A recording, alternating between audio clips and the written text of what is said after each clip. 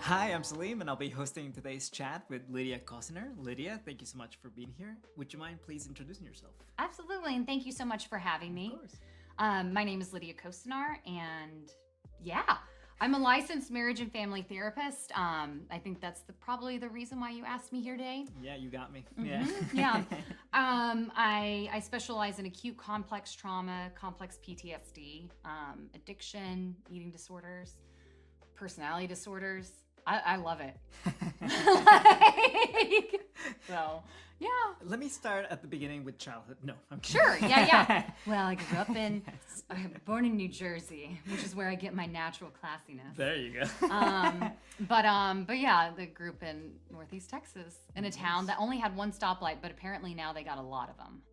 Hey, growth, right? Yeah. You would think at least. I'm kind of pissed because I really thought it that was the plug. I was like, I grew up in a one stoplight town, but now, I can say that's how many it had. Yeah. But it no longer does. So Not it's anymore. different. But things change. Even the recipe on rice-a-roni changed. What? Yeah, it did when I was little because my mom threw a really big hissy fit, probably for months. Well, let me get rid of all my other questions. Yes, okay. And let's get to rice-a-roni. My mom and her OCD, undiagnosed. Undiagnosed. But I diagnosed her. Is that, I'm curious, maybe that is one of the things, but what drew you then to therapy? Oh no, not my mother. Well, I'm not blaming her for any of my stuff, but I moved to Los Angeles to pursue comedy and to act, and during this time, an incident happened to me where a program called Victims of Crime, they provided 40 units of psychotherapy for me to help process the post-traumatic stress disorder that this incident caused. So I went to this lady. Her name is Joyce Smith. Her office is like her side house in Los Feliz. Her whole office is purple. She always wears purple, I just imagine her whole closet just purple, whatever. Anyways, but she really embodied and combined all these aspects of therapy, like art with talk therapy. And the only therapy that I had been exposed to was the therapy that's in film, which is kind of more of your psychodynamic. Yeah. You lie on the couch and somebody's kind of half-ass listening or whatever and boring and not really having a personality. Yeah. And then I go to this lady and she's chocked full of personality.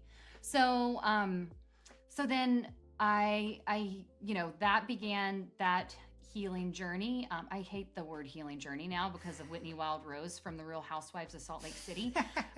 She kind of ruined it for me, but coming back.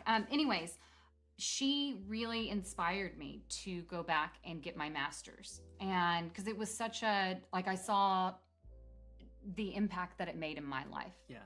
And while I went to therapy for that one incident and I thought I'd be golden, I discovered a myriad of other things that were underneath the surface, which I believe we never stop growing, we never stop changing. So I still see a therapist to this day, still see Joyce, but I also see Donald.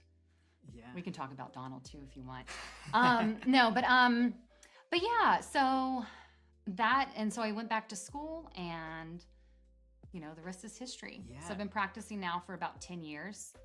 10. Okay. Yeah, that's really interesting because one of the things I want to touch upon is, the different types of therapy.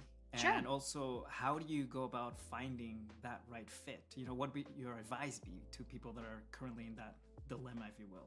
Oh, okay. Or, somebody seeking therapy? Yes. Okay. Or in your case, maybe they tried a certain type of therapy and it just didn't click.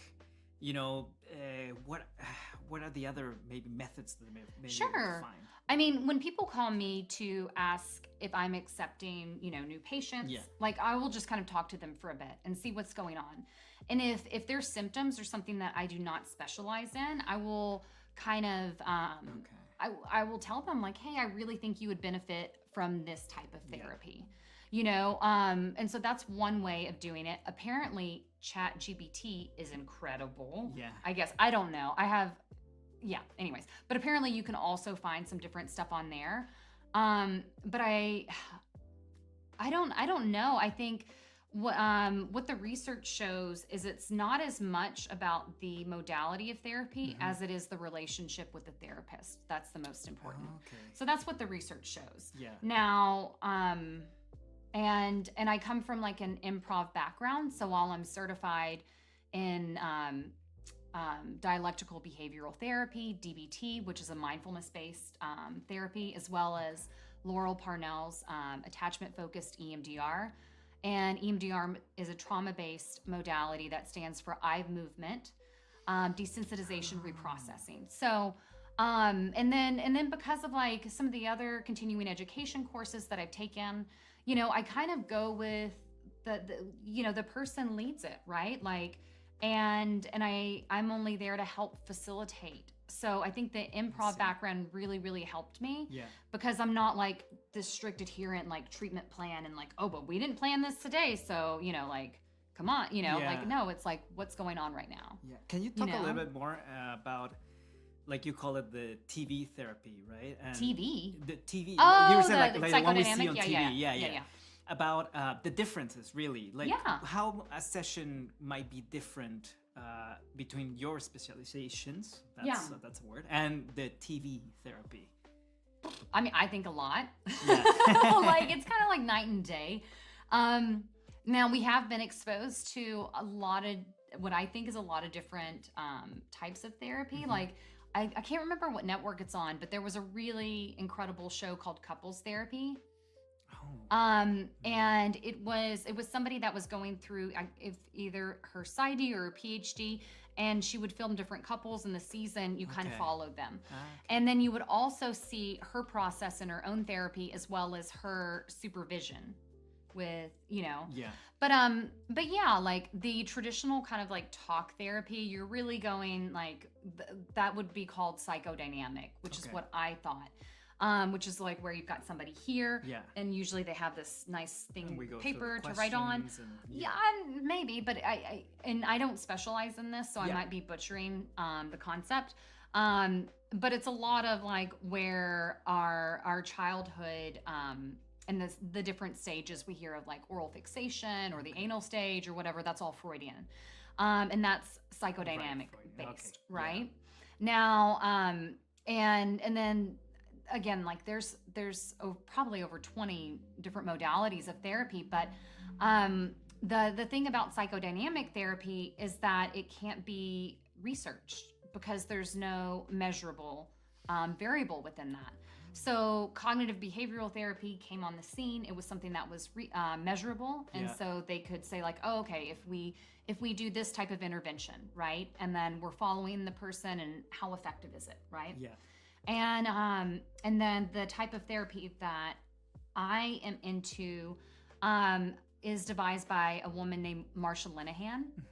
And so she was once, and this is on the internet, and she talks about it, so I'm not airing her like dirty laundry or anything, but she was diagnosed with bipolar 1, which is a disorder with extreme mood dysregulation with really high highs called mania, which is where you can be up for many days. You have like this elated sense of ego. You're like, I'm going to open up a pet store and then I'm going to become president. Like, it's really like Sally Field played probably the best version, and it was on a TV show. I can't remember the exact TV show, but she was going through a state of like mania. And then you go through really low lows, like a really depressive state. So it's like these ups and downs, as well as a personality disorder called borderline personality disorder. My Crazy Ex-Girlfriend is a TV show where the character is diagnosed with BPD.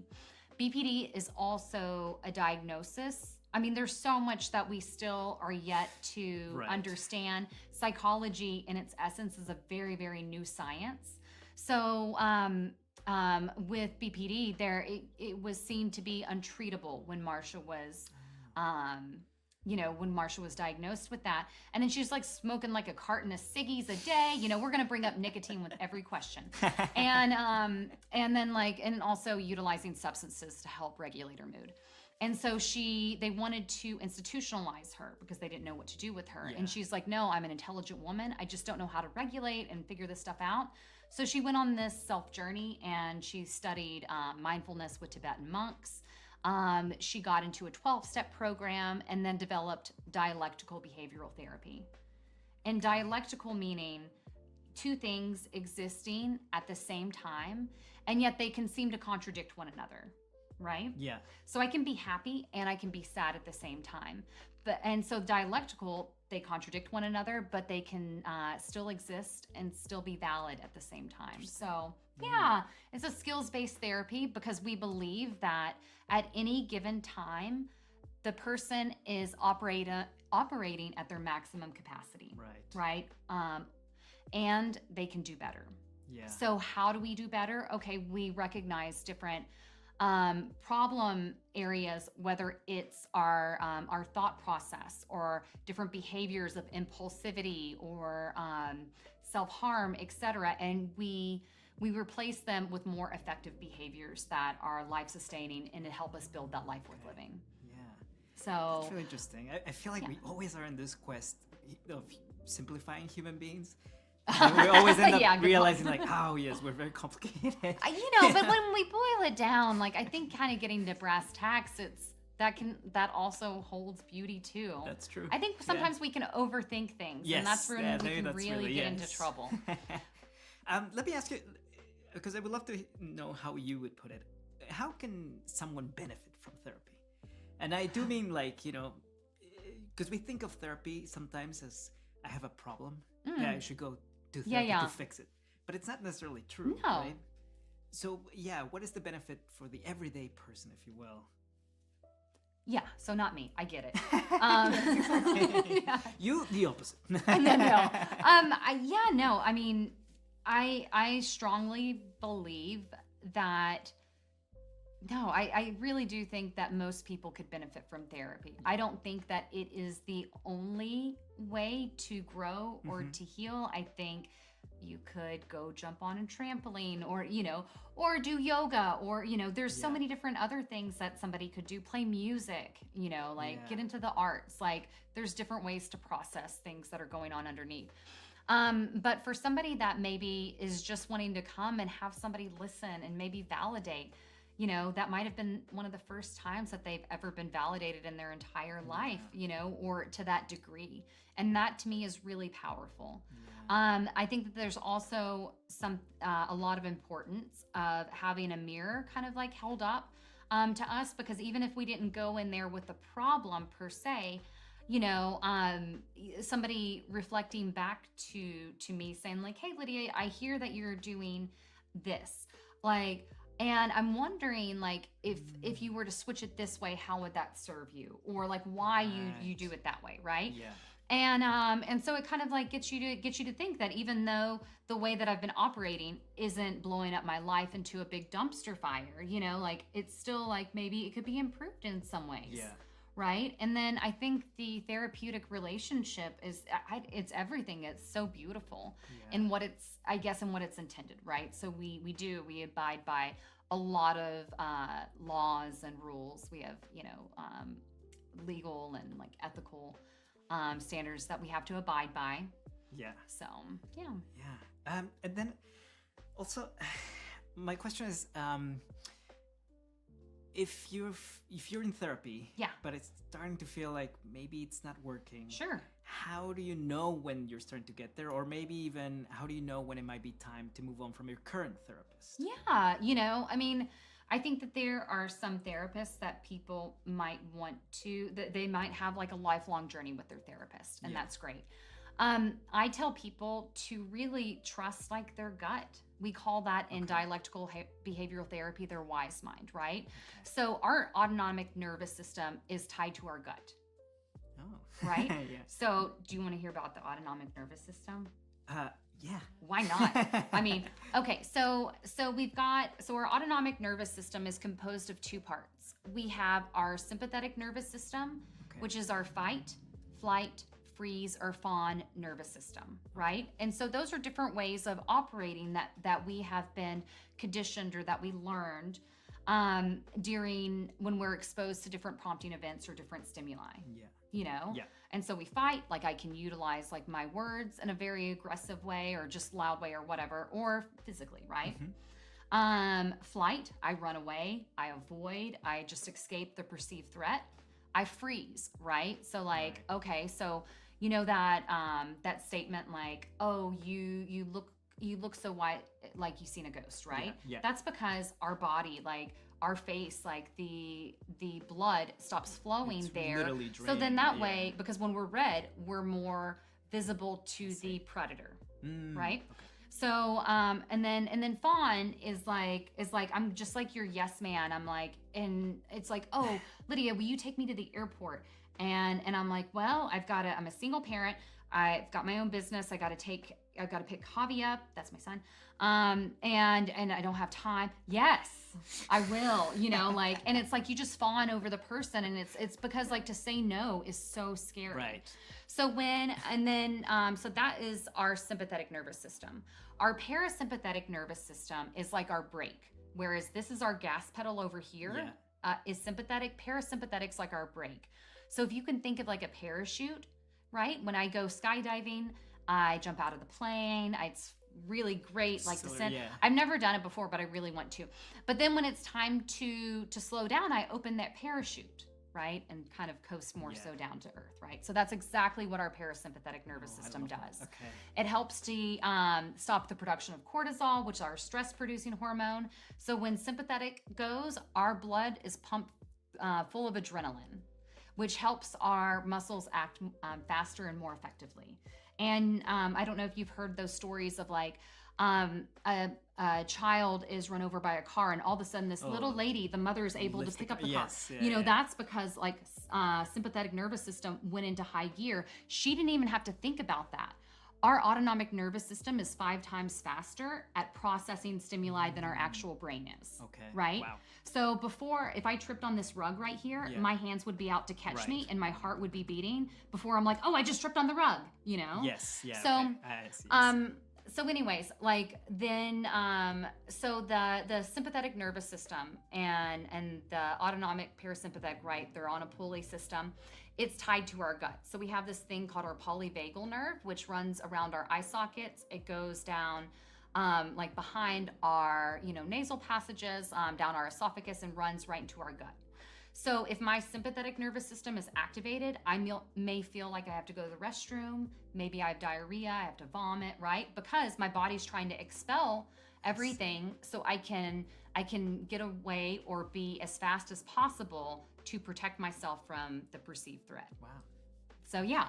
Anyways, I don't remember what the question was, but I love this stuff. And yeah. The question was like, how do you know when you might want to move on from your therapist? That's right. Okay. But I should say, I feel like now I have a degree, and I don't know why, right? Yeah, right. I mean, you could start practicing as a life coach. Yeah. I mean, like listening to your gut. Yeah.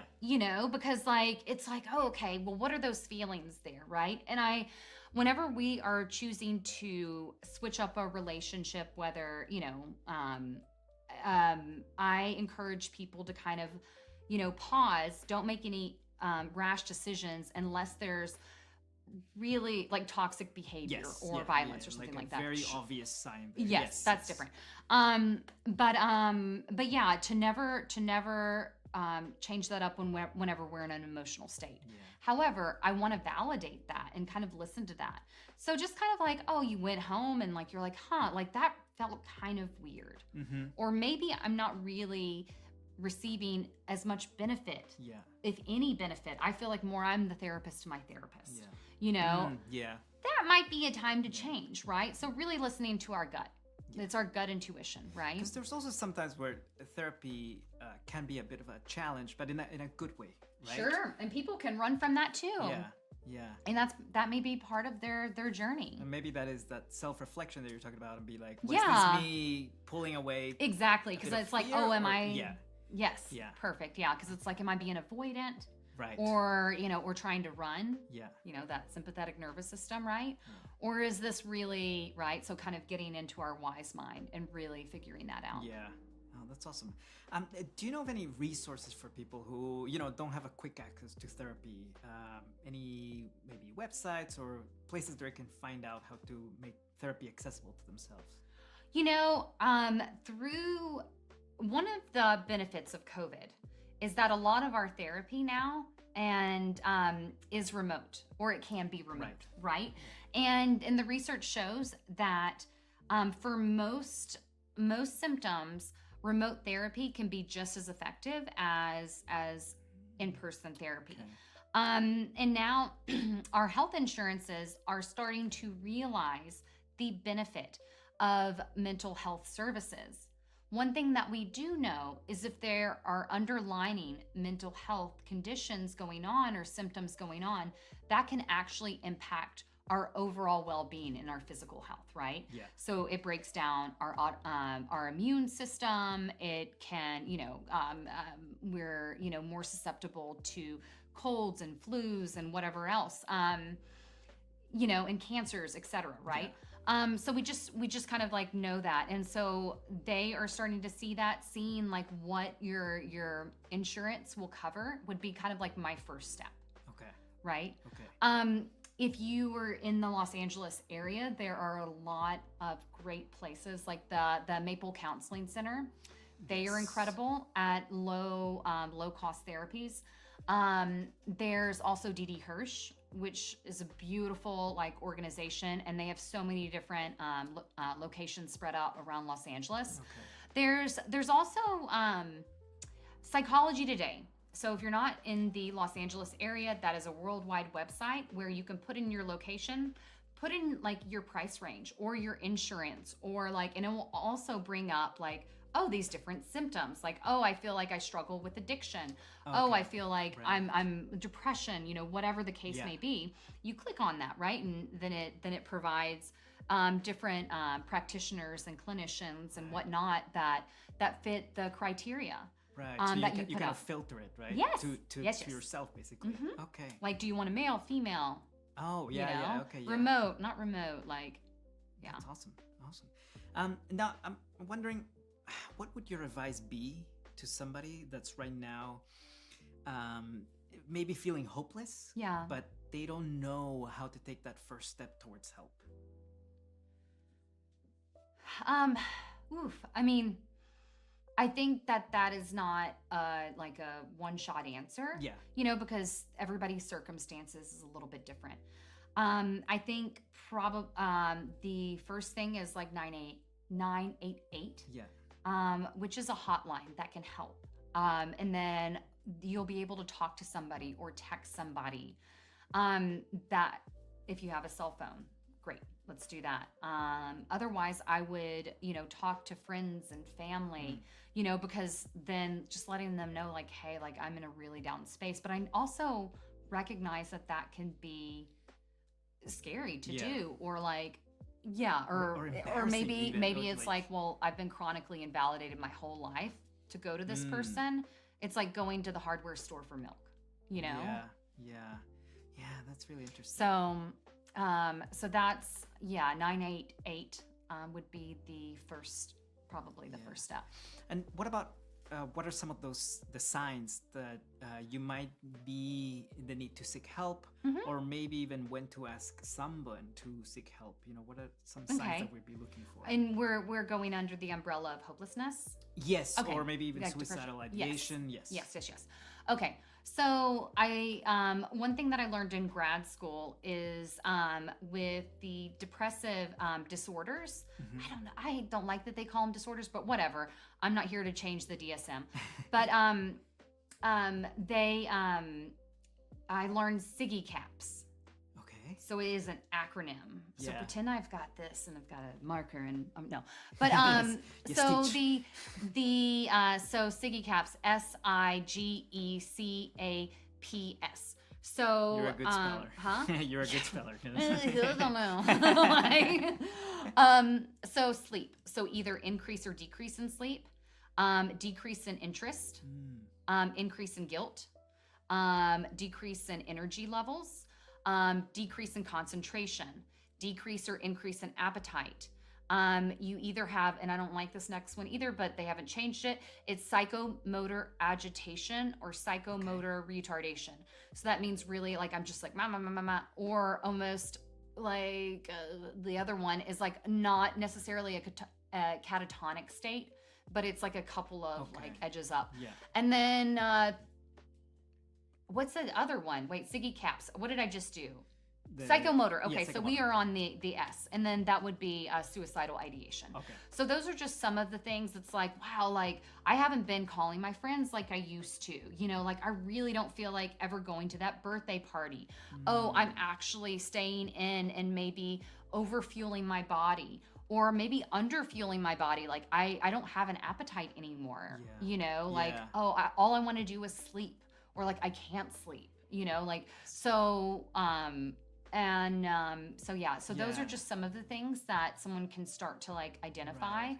And then I know it can be hard to hear some of these things maybe when our loved ones like reflect to us like, hey, is everything okay? Like, yes, everything's fine. Like what did it, you know, but I would hope that those loved ones come from like a place of love. Right. Yeah. And so just kind of acknowledging and listening to that. Yeah, maybe you can go a little bit, expand upon that, because I am curious how family and friends can, you know, just support someone who may be struggling, but without overstepping boundaries. You know, it's a bit of a delicate move that they have to do. I mean, I think first, like having a conversation, you know, with somebody, and it depends on the level of acuity that somebody is experiencing, because there might be times where if there's a release of information with their treatment team or with their therapist, for you to, you know, collaborate, like, hey, they're really struggling at home, you know, okay. And then we've decided in session, like, that they really would like your support in doing blah, right? Yeah. That may be one way, but also just kind of asking them, like, hey, like, how can I support you? A lot of times that direct, basically. Absolutely. Okay. I think a lot of times what we will do is there's not enough like effective communication going on in general, not just with hopelessness, but I just think in general, we just really like, I remember with my ex-husband, which I mean, I definitely played a part in that, but like, as opposed to like asking him to do the dishes, I'd like bang the dishes and be like, these dishes aren't going to wash themselves. It was like so passive aggressive, you know, but again, like that was the best that I could do. Right. Like, so like if somebody was like, so kind of backing up, like just asking somebody, how can I support you? Yeah. That sounds really, really difficult. Right. Yes. And then like, as opposed to like, just like making their bed without them knowing, or like, hey, here's some food, you need to eat, you know, like, it's like the, you know, even though that those are beautiful, right? The intent behind it is so well intentioned, you know, but it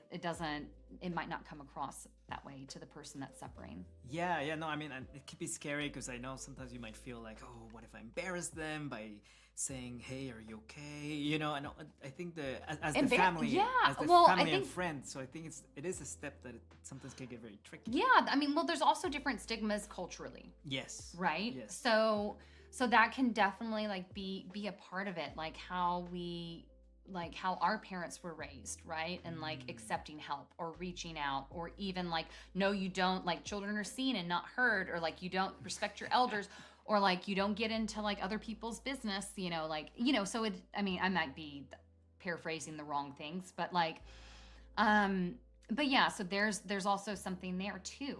Yeah. And we are seeing shifts culturally, but it takes time, you know, and so. Now I know through Aligned Dark Places, we've heard that listening is a great tool to help people. I'm curious to know what your answer would be of what makes a good listener. I think attunement. Okay. There's looking somebody in the eye. Validation, and we can validate somebody.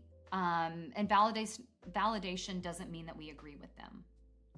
That's good. Yeah. Right? Yeah. So we can validate a person's feelings, their emotions, their experiences. We can validate the facts of a situation, right? So even though we might not necessarily agree with them, we can say like, this sounds cheesy, but like, so if somebody, for instance, comes into my office and they're like, Lydia, oh my God, like I'm just such a piece of shit. Like, I'm not going to say like, yeah, you are a piece of shit. I'm going to validate that statement by saying like, wow, it sounds like you're really going through something, you know? Yeah. right? Yeah. So yeah, like validation, eye contact. And sometimes we're so quick to interrupt, because we want to be helpful And fix it, right? Yes, yeah. and Notice fix that. it. Myself, And yeah. maybe that's not what the person wants right then and there. They just want somebody to listen. Yeah, that's true. I'm also curious, what are the differences we should keep in mind when we're talking about suicide to different age groups? Oh, Are there any even, or absolutely. Yeah. Yes. When I was getting my hours, I was working at a teen residential center, and it used to be one of Dave Grohl's old houses. So it had like 3 different. Anyways, that was one of the houses that we had, and then we had another house. But anyways, we saw such an uptick when was it? I can't remember. I'm getting the number wrong, but it was like 13 Ways to Die. And 13 Reasons? Reasons, thank Netflix you. show. Was it Yes. 13 Reasons to Die? Yeah, And or- that was yeah, put something like out that. with such well intention, Yeah, right? yeah. But what we saw was kids kind of seeing that and like getting kind of ideas and seeing like some of the positive, what they thought was reinforcement, or Right. like, oh, like I'm getting. And it's not like an attention seeking thing. That's the thing, is like sometimes we're in such pain that we just don't know what to do. Yeah. And if we have that like outlet to go there. So when I'm dealing with a teenager, like there's a whole different way that I'm navigating that than an adult. Right. Yeah.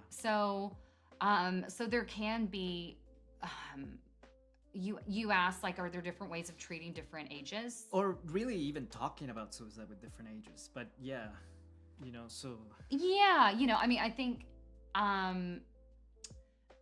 I think like open and honest, communication, I think is important for sure. And not being afraid to have those hard conversations regardless of ages. Okay. I do treat, different ages, but I don't expect people to be clinicians, right? So when we're talking to our family, Right. even when I talk to my family, like I don't talk to my child like I would a patient. Right. Yeah. I'm Yeah. yelling at him. No, I'm just kidding. I'm yelling at him. But I really don't. So he can vouch for that too. I go in the other room and Yes. I'm just wait. I also wanted to ask you, what does recovery from an attempt look like for both the person and their loved ones? And obviously, it's very much to the individual, right? But absolutely. I'm sure that there's some little not stop signs. What am I trying to say? Like checkpoints sometimes, or something like that. Well, yeah. I mean, so for instance, like how I would treat somebody that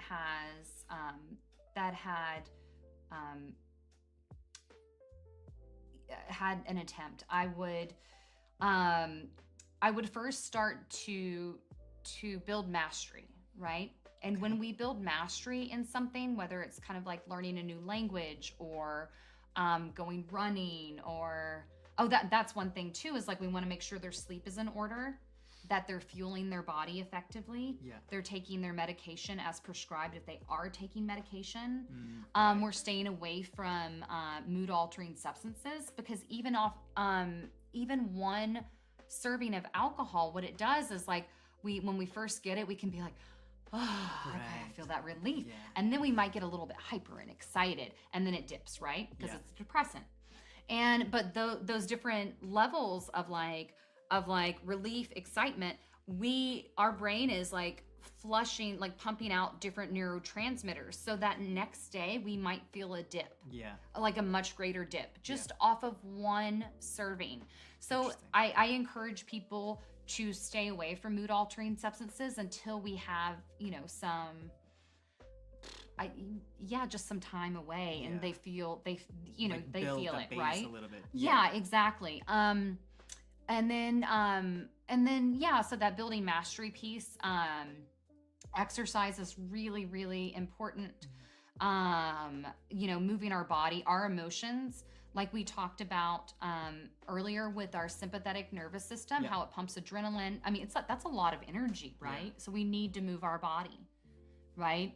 It's good for our overall well-being. It can pump us with feel-good neurotransmitters that are really great. So finding things that like they would like to explore. That's one of the things. I would also try to get them out socially. So whether that's like joining a book club, it can even be virtual, but getting involved in like some sort of community, right? Where they feel like supported. That can be also something through their church. Like I know public libraries do all kinds of events. You can learn the ukulele for free, and like, so some of these things don't cost any money, and just giving people those resources. And that community. And then we would work on developing skills and tools to help us combat when we kind of get to those low places. But we're not going to wait until we're that low. We're gonna start being mindful and recognizing and attuning to our own body, so we're catching it before it gets that low. And then we've got different skills and tools of what we're doing with those different thoughts. Right. And so that's kind of like how I would treat the person. With treating the like a loved one that had a loved one attempt, it is again like it's just kind of like listening, and it's traumatic for everyone involved, whether the person survived or didn't.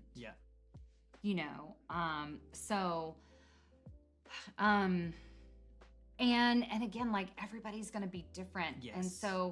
And so some people like I'm not trying to be sexist, but with dudes, like sometimes I'll talk sports. Like, and they get jazzed about it. So like I'll be like, I don't know. I really don't know sports.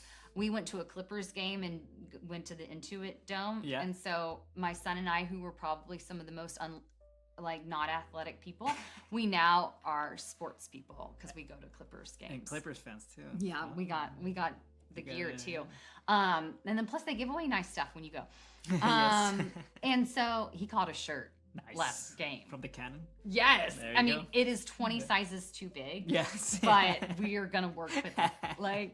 But anyways, like I would listen to them and then figure out like, okay, what is the underlining emotion that almost feels, because sometimes we can have like negative cognitions or things that we may think about ourselves that kind of keeps it stuck. So processing that trauma. Doesn't happen as effectively, so I would work on that too. And I mean, again, everybody's different. And in that vein, I'm wondering, when do you talk about what happened? If the person survived, of course, when they're ready. Any way to know? They'll tell you when they're ready. So they let really them will. take that step, basically. Because they know, like I've built a relationship with them that they know that I'm here and open to talk about whatever they want to when they want to. Right. So I was working with a teenager that I believe had 3 attempts, and we worked together for 2 years without ever talking about those. Right. We talked about like symptoms to look for before we kind of get to that point. But it wasn't until, because they had experienced the event themselves, the event that itself is traumatizing, the impact that they saw it had on their family, traumatizing, sometimes what they experience in the facility, traumatizing. Like, so there's so many different aspects that like with trauma specifically, like you just don't like, oh well, let's go to the event, because that can actually be re-traumatizing. Absolutely. So when they're ready. Awesome. Well, thank you so much. Now switching it a little bit. I am curious if there is a specific work of art or media in general that you find particularly inspiring or moving. Oh my gosh. I mean, I just love art. I'm probably not the best person to ask because I'll go on about 20 different things. Yeah, man. Oh my gosh. I really love film. I love old film. I love new film. I am a Saturday Night Live aficionado. Oh, nice. I have had 2 cats named after 2 different Saturday Night Live characters. One of which is kind of offensive. I didn't know that until after my son got acquainted with the name. So then it was almost too late to change it. But we have a Mr. Bill. Okay. Oh no, it's the Mr. Bill show, and that's the character in the seasons 1 through 3, the claymation that would get run over, and then or he would do cocaine. That's a fun one. And then the other one is Father Guido Sarducci, which is played by a character. Oh, Mr. Bill was an audience submitted thing, but going back to Father Guido, and was played by Don Novella, and he would sell out arenas doing this character back then. So I love comedy, whether it's live or film, and I love the history of like even dramas and things like that. Living in LA, we are so fortunate to have so many different museums, and a lot of them at either low or no cost to the public, which is such a gift. So we have like, oh my gosh, like so many different, like LACMA, MoCMA, The Broad, Natural Science. We're members of this one. Natural History Museum. Yeah, I flex with that, right? Yeah. Like, and we can also go to the Tar Museum too. Oh yeah. And then there's another one, the William something. He was like an old school actor. Like you can go to his ranch, and I don't know. We haven't gone there because it's a drive, and I don't like driving. But there's so much like art that that's beautiful. I just say go with what speaks to you. But yes, I love it all. I'm not picky with art. That's kind of how I was with drugs too, which is like I'm also in recovery. To all areas. Yeah, I'm also in recovery. So like I just wanted to put that out there. But when in active addiction, I wasn't picky with anything. Hey, now it's more positive, right? Now it's a more positive non-pickiness. Yes, absolutely. So, I'll eat any kind of mac and cheese, or like I love all ice cream. I'm like all right, before I let you go, we want to do this thing called fast lightning questions. Can I ask you fast lightning questions? We'll see, but let me ask you first. Okay, are you ready for them? Yes. Okay, favorite comfort food? Comfort food? Yep. Oh, sorry, your accent got me. Ice cream. cream. Peanut butter, edamame. Ooh, you're not kidding about every flavor. I do. I love. Yeah, it depends on what kind of mood I need comforted. Favorite way to unwind? Oh, watching TV. Simple, easy. It's like a checkout. Yeah. That's great. Favorite childhood movie? Labyrinth? Oh, I feel like we were exposed to some pretty fucked up stuff whenever in the 80s. I know what like you mean. Watership Down, Secret and M, like Labyrinth. Like those are, I mean, Dark Crystal too. Like those are both, those last two were Jim Henson. But pretty, like those are pretty. Yeah. Like David Bowie's Codpiece is like, really? Like, and then like, slap that baby and make him pay. Like, really? Like, we're talking about like child abuse in a song, and it's like Dance Magic. It was like, let me be clear, this was your choice. Yes, I know, but like I love it. Like whenever the Jim Henson, it was at what is it, but it's by the Getty, the Skirts Museum. Skirball Center. Yeah, Skirball Center. They had, I believe that's the one that had like the Jim Henson exhibit. Yeah. I went there. Oh yeah. Spent a lot of time there, and Javi was like a baby, so he wasn't as appreciative, but he did have like a onesie and like these checkered Vans on, which were super cute, but it said like instead of like made in Compton, it said like made in Mama or something like that. I don't know if that was cultural appropriation or not, but he looked cute. And he played with poop from the Noah's Ark, which is a staple, like a permanent. Yeah, that you can work on Noah's Ark at the Skirball Museum, and they have poop because there were animals apparently on this ark. I see. Okay, all right, that's kind of fun. Let me go for what's your go-to song right now? WAP. Okay. I did not classic know at this point. Yes. Well, I didn't know that was a song.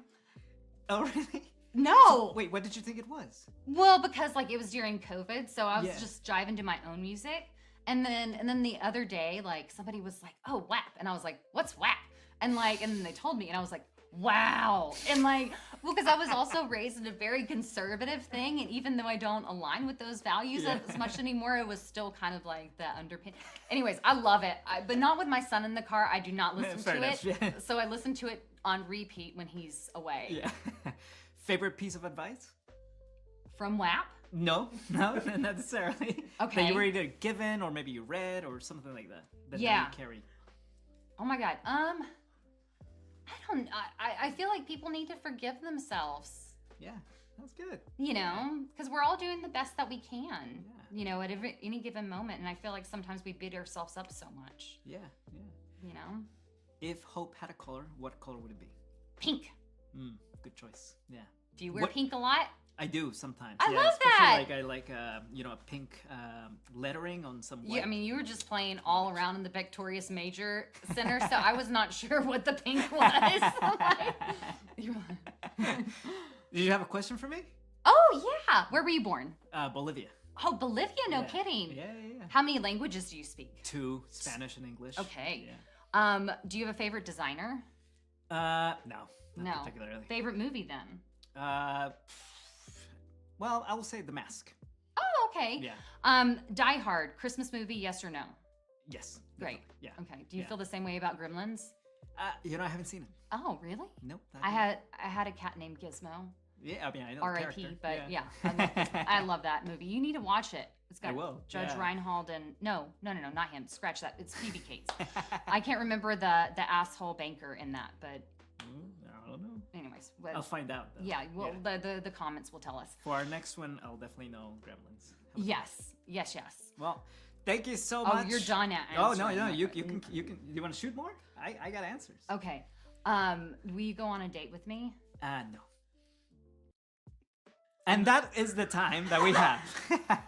I want to thank you, Lydia, so much. Thank you. Thank you for being here. I'm Salim Aliaga, as your host, and I'll see you on the next chat. Bye. Thank you.